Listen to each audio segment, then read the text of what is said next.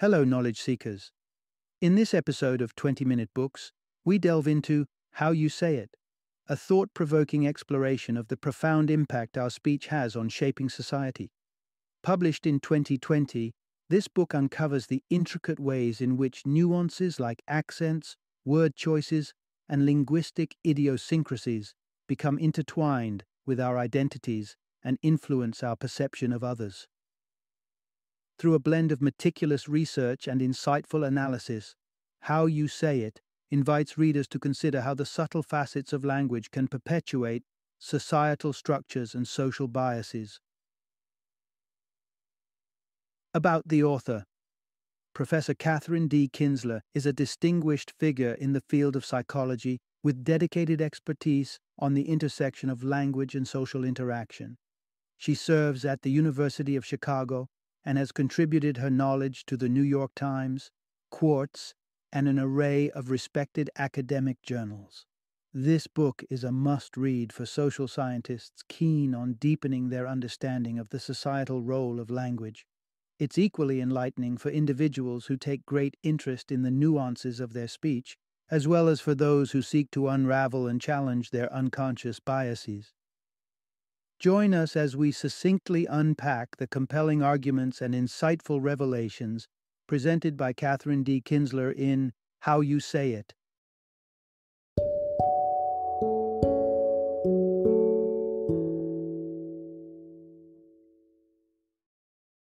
How You Say It, Why You Talk the Way You Do and What It Says About You. Introduction. Unlock the Secrets of Speech. How Language Influences Perception and Social Identity. Welcome, dear listeners, to a riveting exploration of the spoken word, where even a simple hello carries a universe of social nuance. We're diving into the labyrinth of language, where each utterance can uphold or dismantle a myriad of cultural constructs, often without us even being aware of it. Today, we'll unwrap the intricate tapestry of language, where psychology and sociology intertwine, shaping not only how we communicate, but also how we are perceived by the world at large. Prepare to discover the early stages of speech that influence our unique accents, explore the unconscious biases that linger within seemingly innocent chit-chat, and ultimately comprehend why our manner of expression often eclipses the actual words we select. Throughout our journey, you'll encounter surprising insights, such as how orcas exhibit their own dialects, the unexpected reasons behind our prioritization of voice over appearance, and the verbal cues that effortlessly classify teenagers into social archetypes like jocks or burnouts. Now let us delve into the paradox of language, where the how can be mightier than the what, in a tapestry so intricate it is woven with the very threads of our societal fabric. Part 1. Discover how our identities shape the nuances of our speech. Imagine growing up in the deep southern embrace of Texas, where traditional values pervade every aspect of life. This was the world of David Thorpe. Born into a culture that viewed homosexuality with scorn, David didn't embrace his true identity until his college years. Emerging proud and gay, his friends and family noticed a peculiar transformation, one that transcended his sexual orientation. His manner of speaking had distinctly changed. But this alteration extended beyond David. It is a subtle dance many gay men find themselves part of. The fascinating question arises: how did coming out transform the very nuances of his speech when there was no physical change to his vocal cords? The answer unveils a potent truth. Our speech is not merely a product of biology, but an embodiment of identity, influenced by the invisible hands of societal norms. Here's the key takeaway. The way we speak is shaped by subtle social forces. It's human nature to categorize, to sort ourselves into groups based on a myriad of labels: nationality, religion, sex, or even sports team allegiance. Some distinctions are deeply entrenched in societal importance, while others are passing fancies. Amidst these classifications lies a crucial yet often overlooked aspect: linguistic groupings. Our speech is a powerful compass in the social landscape. We gravitate toward those who weave their words similarly, aligning accents, inflections, and tones. When we assimilate into new groups, our speech morphs, subtly or dramatically, to mirror those around us. Sociolinguist Penelope Eckert's 1980s research shed light on this phenomenon, especially among the youth. At a snapshot of high school life, she found a linguistic chasm between the jocks and burnouts, despite shared backgrounds. A simple word like lunch revealed one's tribe, pronounced distinctly in each camp. And such linguistic allegiances are not static. They evolve. The 1990s brought the rising inflection known as upspeak, a hallmark of the Valley Girl stereotype, while today's generation gravitates toward vocal fry, eliciting a low, gravelly cadence. Older generations might scoff, deeming these trends irksome or unprofessional, yet it's a testament to our inherent leanings toward our linguistic kin. In the melody of our words and the rhythm of our sentences, we discover the profound connections between who we are and how we speak, each intonation wrapping around our social identity like a second skin. Part 2. Early exposure paves the way for language learning prowess. Envision two literary giants, Joseph Conrad, a soul with roots in Poland, and Vladimir Nabokov, a talent born of Russian heritage. Both penned their masterpieces in the English language, yet Conrad's voice carried the heavy cadence of Poland, while Nabokov's speech bore only a whisper of his Russian beginnings. How could their mastery of English differ so starkly in form? The hidden variable lay in their childhoods. Nabokov's ears were attuned to English from an early age, thanks to an English-speaking governess, while Conrad's acquaintance with the language came much later. Herein lies a tale of linguistics. Youth is a golden season for language acquisition. The younger you are, the easier it is to absorb the symphony of a new language. Anyone who has faced the trials of language learning later in life can attest to the challenge. Meanwhile, multilingual children grace the stage of conversation with seemingly effortless fluency, an apparent gift, yet one nestled in the very fabric of their developing minds. The malleability of the youthful brain is an unwritten linguistic law. It welcomes new tongues with open arms. Contrastingly, achieving such linguistic finesse in later years, though not an impossibility, is akin to navigating a more arduous path toward fluency. Consider one revealing study evaluating the American Sign Language proficiency among those who acquired it at different life stages: infancy, toddlerhood, and adolescence. As anticipated, the earlier learners displayed a command of the language that bordered on native, while adolescents struggled to iron out their errors, even after years of practice. The decline in language acquisition prowess begins to rear its head around age 7, and by 20 years old, the descent levels off, painting a picture where young adults and their elders share similar capacities for learning anew.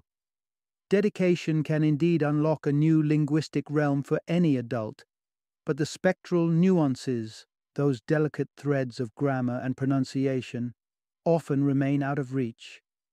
And so it unfolds. The native language is inherently the most intimate. Research even suggests that one's original language resonates with a deeper emotional timbre, as demonstrated by the more robust physical reactions to expletives heard in one's mother tongue. So, while the meanings may be understood, the new language never quite dances with the same emotive vibration against the heartstrings of the brain. Part 3. The Power of Language, a tool for unity or a weapon for division. Cast your mind to the dusty roads of Soweto, South Africa, on the tumultuous day of June 16, 1976. Visualize throngs of impassioned students, their voices united and resolute, demanding the right that flows as naturally as breath, the right to their own language, their cultural symphony of words. Amidst apartheid's dark veil, the ruling National Party decreed that Afrikaans, the language of the oppressors, was to be the singular language allowed in their schools. This stark eradication of native languages, such as Zulu and Swana, was a piercing strike to the heart of their identity. The bitter cry of the Soweto uprising was a testament to one profound message: language can bring people together or drive them apart. The golden thread of shared language weaves individuals into a tapestry of kinship and belonging. Yet it is this same yarn that can outline the border between us and them. An accent unfamiliar to our ears marks the speaker as alien. Another, a phenomenon so pronounced that even the untrained ear of a toddler can perceive it. The unity that language offers can inadvertently morph into a sword when wielded for dominance. From historical attempts, like Francisco Franco's suppression of Basque and Catalan, to contemporary judgments passed on accents, unfamiliar or deemed inferior, language has borne the weight of power plays. Consider accent attitudes, the value judgments placed on the way one speaks. They can ingrain harmful stereotypes, leading one to believe that an individual with a southern twang holds more warmth, or unfairly deeming African American vernacular as less knowledgeable. The corrosive touch of accent attitudes doesn't merely linger in societal perceptions, but can seed doubt within, cultivating what is known as linguistic insecurity. The inner turmoil might cause a fluent, non-native speaker to second-guess their words, to fall silent in a classroom or boardroom. As we delve deeper, we'll encounter the intricate nexus linking language, identity, and prejudice, unveiling how the spoken word is far more than sound. It's both a mirror and a chisel, shaping our collective human experience. Part 4. When words weigh more than appearances in our social judgments. Take a journey to a world 40,000 years removed, to misty European forests where early humans roamed.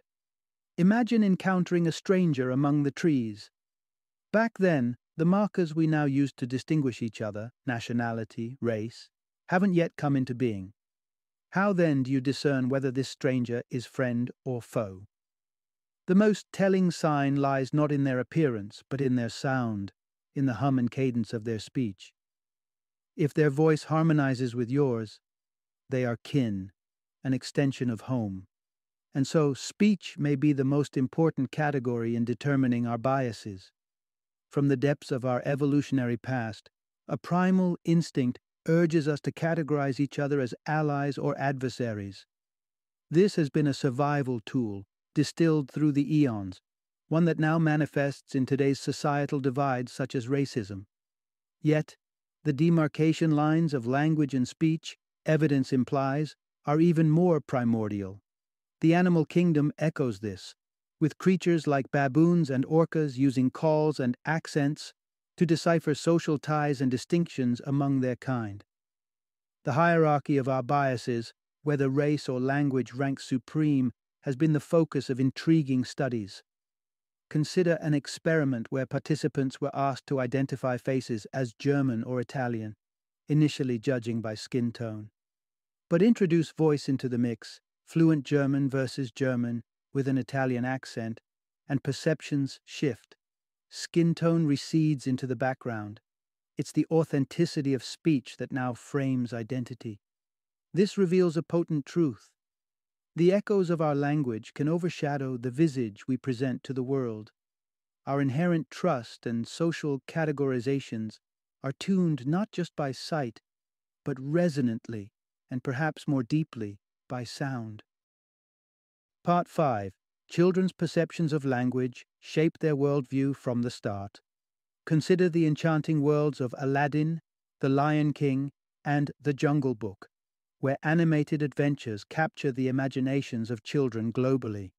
These tales spin magic, song, and unlikely friendships, but they may also inadvertently weave in a less savory lesson, skepticism towards foreign accents. In these cinematic universes, the heroes often articulate in flawless American English, while the villains and comical sidekicks are marked by their pronounced non-standard accents. The regal tones of Mufasa starkly contrast with Scar's sinister British inflection, painting a vivid picture of good versus evil. This storytelling choice is far from inconsequential, as linguistic biases, the subtle shading of one form of speech over another, begin to take root in the malleable minds of the young. The key message here is, linguistic biases emerge at a very young age. The foundation for linguistic bias is laid even before a child takes their first breath. The voices that swathe the womb, predominantly the mother's, become the musical score the newborn seeks in their newfound world. This innate preference has been the subject of various studies as researchers delve into the reactions of infants to different linguistic sounds. In one such experiment, babies exposed to English from birth were presented with English-speaking and French-speaking adults, each extending a toy. Invariably, infants reached for the comfort of the familiar, the toy offered by the English speaker. This inborn attraction to the familiar continues through childhood. When asked to pick friends from a series of images, children often gravitate toward those who share their racial background. However, introduce the element of voice, and children bypass racial commonalities, instead choosing peers with similar accents. It illuminates a powerful truth. For a child, the voice carries inordinate significance in understanding their environment. Initially driven by instinct, this linguistic bias can solidify into stubborn stereotypes, urged on by the recurring media motifs of who speaks the hero's tongue and who bears the villain's accent. These early, seemingly innocent impressions, laid down by the characters children grow to love or fear, are not just fleeting fancy. They can influence societal views that last a lifetime. Part 6. Accent Discrimination. A quiet but widespread form of bias. Meet Manuel Fragante, a prime candidate for a position at the Department of Motor Vehicles. Equipped with a formidable resume, a decorated veteran, a high school valedictorian, and the holder of a law degree. His knowledge and skills topped even the civil service exam. Yet, when the opportunity seemed so close, it slipped through his fingers not for lack of competence, but for the sound of his voice. Fragante, originating from the Philippines, carried his accent into the interview room. Perfect grammar notwithstanding, he was deemed a poor communicator and passed over. What ensued was a legal battle for discrimination, a battle he ultimately did not win. The judicial system concluded that accent-based job denial did not equate to discrimination, a telling insight into pervasive societal sentiments. Discrimination based on someone's accent is not only widespread, but also commonly accepted. It's a peculiar paradox. While every person speaks with a particular lilt or rhythm, accents are not viewed through the same prism. Often the reaction to an accent is less about its phonetic qualities and more about ingrained societal perceptions, misconceptions that accents constitute communication barriers.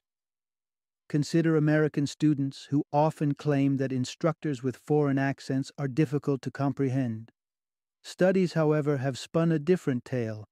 When students believe they are listening to a native speaker, they transcribe accented speech without hitch. It's the expectation of not understanding that hinders their comprehension more than the accent itself. This accent bias plays out in various societal scenarios, like the housing market. Researchers sent out 2 Hispanic individuals with matching profiles but differing accent strengths on home buying pursuits. The results were stark. The one with a heavier accent encountered more rejections. The courtroom is another battleground where this bias lurks. Witnesses speaking in standard English are often seen as more trustworthy, putting those with non-standard accents at a disadvantage, potentially skewing the scales of justice. To weave a fabric of fairness into society's folds, this subtle yet significant form of discrimination is one that demands attention and change. And Part 7. The Cognitive Superpowers of Bilingual Children. When faced with the simple description of a creature with whiskers and a twitching tail, children from every corner of the globe can identify the animal within a heartbeat, whether it's cat to the English speaker or gato to the Spanish one. But what of the child straddling 2 cultures, whose world is painted with the brushstrokes of both English and Spanish? With seamless agility, they switch gears, replying in the language of the one who posed the question. Contrary to dated assumptions, the monolingual myth that posit bilingualism as a confusing ailment to a child's linguistic progress, this form of upbringing is not just harmless but potentially enhancing. Growing up bilingual can make you sharper and more perceptive. historically clouded by flawed research that attributed cognitive delays in bilingual children to their linguistic environment. The truth has since been illuminated. When assessing bilingual children through a more comprehensive lens that includes both their languages, their vocabulary equates to that of monolingual peers. Their linguistic dexterity is guided by the complementarity principle, a testament to their adept cognitive abilities as they use one language for certain concepts and another for different ones. Far from a hindrance, bilingual childhoods boast numerous cognitive advantages. An upbringing amidst the interplay of two languages fosters greater mental agility, enhancing one's capacity for abstract thought and problem solving.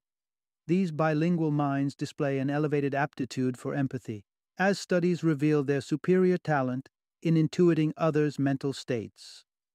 Moreover, bilingualism seems to don the armor of resilience against the advance of age-related disorders such as dementia and Alzheimer's, serving as a cerebral fountain of youth. Therefore, the path forward shines clear, a celebration of linguistic diversity in educational and social fabrics alike. Schools should eagerly introduce second languages at tender ages, and communities must uphold the value of mother tongues. Through commitment to early language development, we lay the groundwork for a future less constrained by linguistic barriers and more abundant in cultural exchange and understanding. Final summary. In the rich mosaic of human interaction, the nuances of our speech do far more than simply relay information. They are a canvas showcasing our cultural and social identities.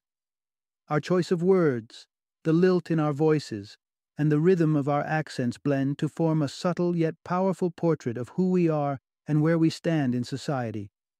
Language has the remarkable capacity to unify, creating bonds and shared understandings across communities. However, this same power can also divide, distinguishing us from them based on nothing more than intonation or dialect. These linguistic markers can reinforce societal biases, influence perceptions of intelligence, and affect opportunities for individuals.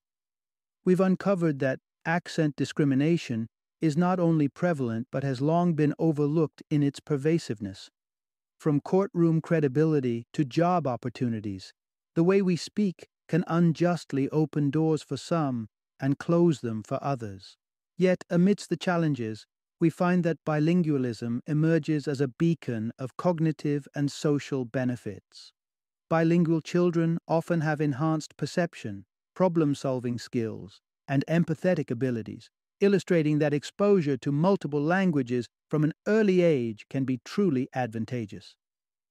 To foster a world richer in fairness and connection, the embrace of linguistic diversity shines as a critical initiative. By nurturing the next generation in a multilingual environment, we lay the foundation for a more understanding and inclusive global community.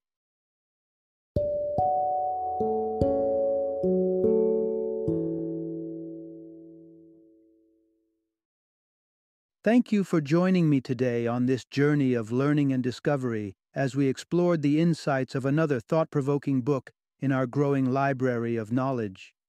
If you've enjoyed our time together, please take a moment to follow our podcast, give us a 5-star rating, and share 20-minute books with other knowledge seekers. Your support truly means a lot. Don't forget to join me again in the next episode, where we will delve into another enriching book. Until then, happy reading and happy listening.